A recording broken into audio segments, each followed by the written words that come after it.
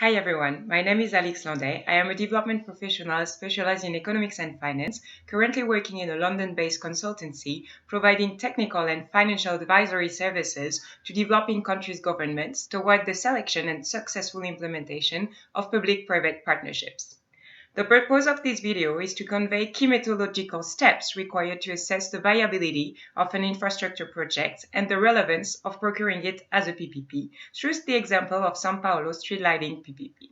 Over this analysis, I will aim to share with you some of the key takeaways from the World Bank Massive Open Online course on PPPs that I have been undertaking over the past 4 weeks and for the purpose of which I prepared these assignments. I hope you will find this topic interesting and I look forward to your comments. Last Monday, 15th of June, in Sao Paulo, the Court of Auditors suspended the procurement of Sao Paulo street lighting PPP project. The court gave 30 days to the municipality of Sao Paulo to provide further technical information required by potential bidders to clarify the competitive process and the bidding rules. Aside from highlighting some deficiencies in the tender process, this interruption gives us the opportunity to think further about the rationale for the municipality of Sao Paulo to implement the project as a PPP. Is it the investment in LED technology in line with Brazil's development priorities? Is PPP the most appropriate procurement mechanism to structure the project? And are enabling institutional and financial conditions in place to ensure the successful and sustainable execution of the project over the whole duration of the concession? We will use Richard Florizen's PPP framework to assess the feasibility of the project through the prism of 3 integrated dimensions: politics, economics, and execution.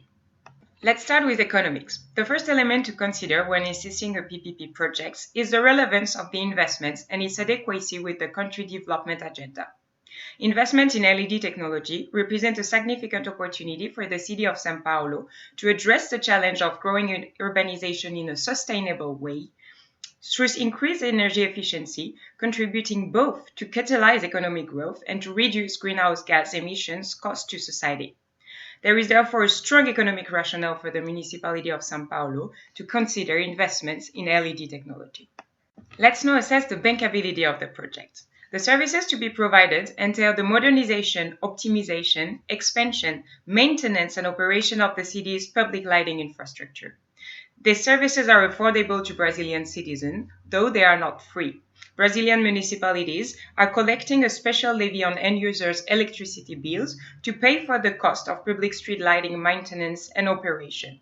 However, this revenue stream is not sufficient to fund large upfront investment in systems upgrade, such as LED technology.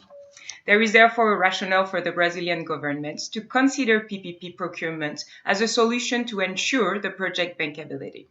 The pre-existence of a dedicated revenue stream for public street lighting mitigates the project's financial risk and creates a conducive framework for private investors to consider investment in the city's transition to LED technology. This leads us to the execution components. Are adequate institutional and financial arrangements in place to entice the private sector to participate and enables the successful implementation of the project?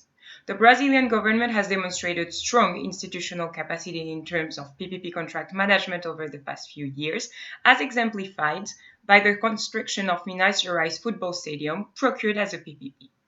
In case of Sao Paulo street lighting PPP projects, economic and financial incentives related to the payments and calculation of electricity bills have been identified to ensure stakeholders buy-in, and compensation systems have been established to mitigate private companies' possible losses over the implementation of the program.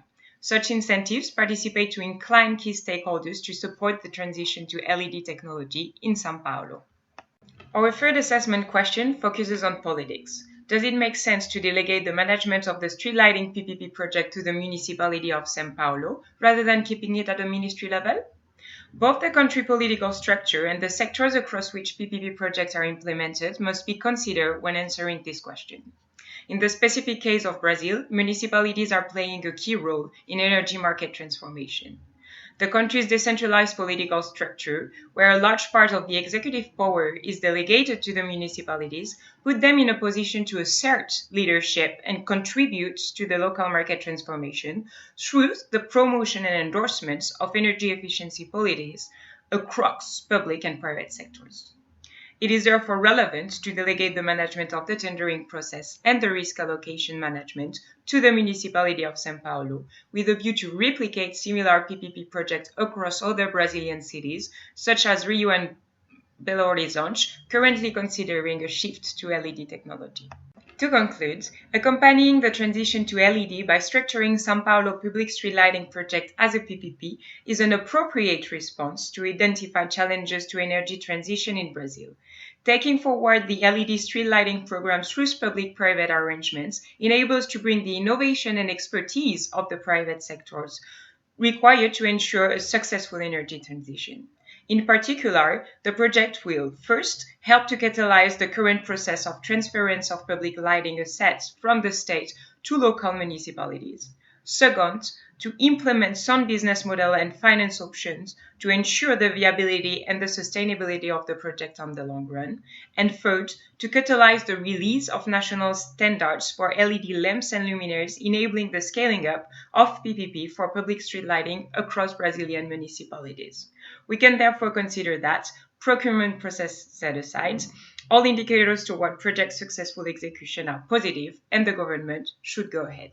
Thank you very much for your time, and I look forward to your questions.